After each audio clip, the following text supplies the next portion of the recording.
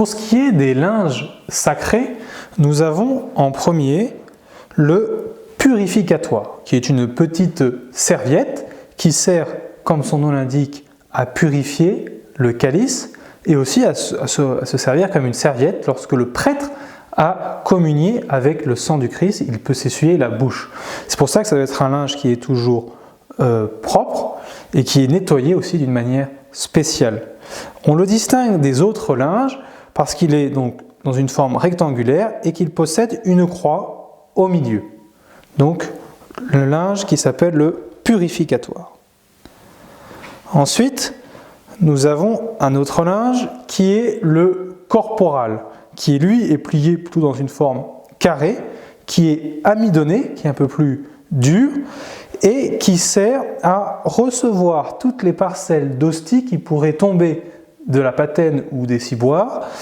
C'est pour ça qu'il est posé sur l'autel, comme une petite nappe. Il possède souvent aussi, on le distingue, parce qu'il a soit une croix au milieu, soit devant, qu'on pose face au célébrant, et sur lequel donc on posera le ciboire, la patène et le calice. Donc voilà, sa particularité en fait, c'est sa manière de le plier. On le plie en fait de manière à ce que toutes les parcelles qui seraient éventuellement tombées sur le corporal soient rabattues vers l'intérieur. Donc il est plié en 9, mais toujours vers l'intérieur. C'est pour ça aussi que c'est un linge sacré que l'on prend avec respect.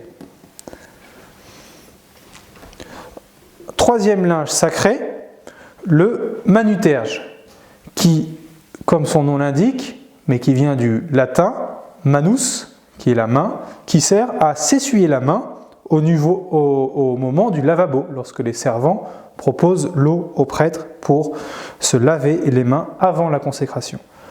Contrairement au purificatoire, la croix du manuterge est en bas. C'est aussi un linge rectangulaire, mais la croix se trouve non pas au milieu, mais en bas.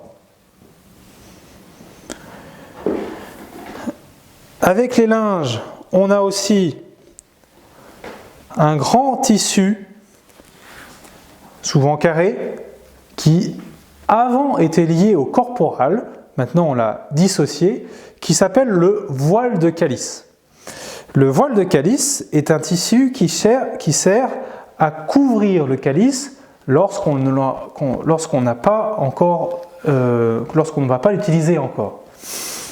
Il est du coup de couleur violette ici, mais il est utilisé en fonction des temps liturgiques et il est installé sur le calice de manière à signifier une tente.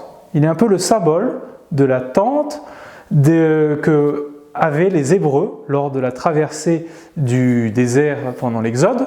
C'était la tente de l'alliance, la tente du rendez-vous, là où qui symbolisait la présence de Dieu pendant la traversée des Hébreux au désert.